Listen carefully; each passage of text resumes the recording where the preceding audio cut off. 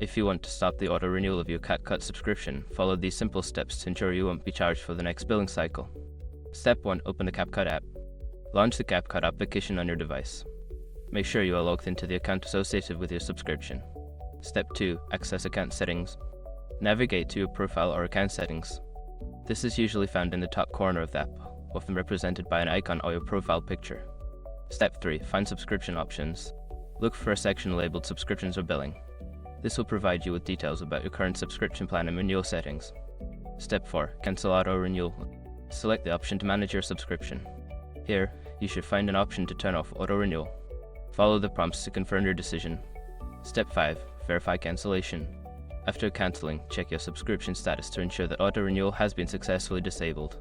You may receive a confirmation email or notification within the app. By following these steps, you can successfully stop the auto renewal of your CapCut subscription. If you have any issues, consider reaching out to customer support for further assistance.